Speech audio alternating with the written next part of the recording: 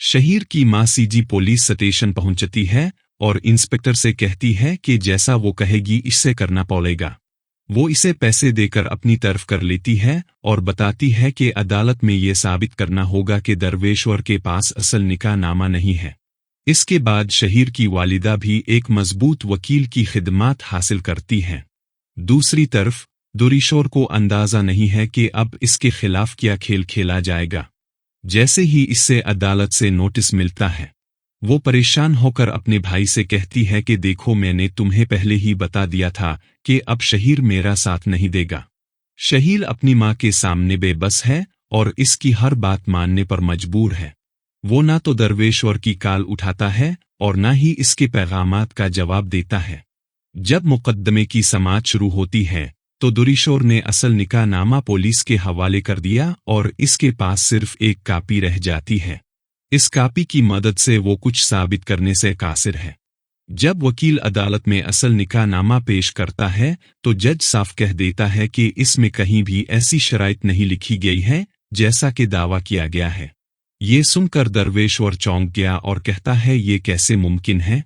वो police inspector से कहती है कि तुम बताओ, मैंने खुद तुम्हें निकाह नामा दिया था।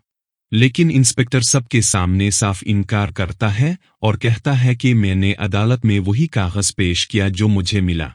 ये सुनकर दरवेश्वर गुस्से में आ गया और इंस्पेक्टर का गिरेबान पकड़ लिया। वो चिल्लाती है कि मैंने तुम्हें इतने पैसे दिए फिर भी तुमने धोखा दिया। फिर वो अपनी सहेली से भी झगड़ती है कि इसने इसे क्यों छोड़ा। इस वक्त वकील ने अदालत को बताया कि दरवेश्वर का दिमागी तवाज़ुन ठीक नहीं है और वो अब नॉर्मल जिंदगी गुजारने के काबिल है। शहीर पहले तो हैरान होता है, लेकिन इसकी मां इसे समझाती है कि अब किसी भी हालत में इससे दूर रहना। शहीर ने इसकी कोई कॉल रिसीव नहीं की और अपनी मां के साथ दूसरे फ्लैट में रहने लगा। दूसरी तरफ दुश्वार पागलों की तरह शहीर को चूंढता है।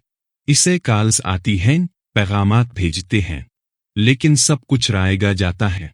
इसने अपनी जिद में अपनी खुशियों को तबाह किया होगा, लेकिन जब वो अपने भाई तैमूर और आयमा की जिंदगी में खुशियां देखेगी तो गुस्से में आ जाएगी। वो उनकी मुस्कुराहट और खुशी को कभी हजम नहीं कर पाएगी। इसने तैमूर और आयमा के दरमियान फासिला पैदा करने की पूरी कोशिश की, उनको अलग करे, लेकिन तमाम तरचालों और साजिशों के बावजूद उनका बच्चा इसकी तमाम नफरतों पर हावी हो जाएगा। ये बच्चा शहीर को अंदर से और भी गैरतमंद कर देगा और वो किसी भी तरह अपने भाई के बच्चे को मारने का सोचेगा। उनके घर की खुशियां तबाह हो जाएगी। लेकिन जैसा कि कहा जाता है कि अल्लाह जिसकी हिफाजत करे इससे कोई तबाह नहीं कर सकता।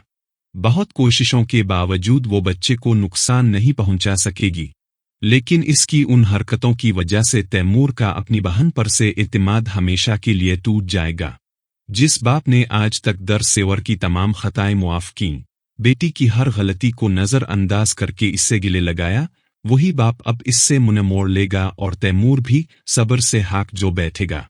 गुस्से में वो दरवेश्वर को थप्पड़ मारेगा और कहेगा कि अगर तुम्हें ये थप्पड़ बहुत पहले मिल चुका होता तो आज तुम ये सब न करते।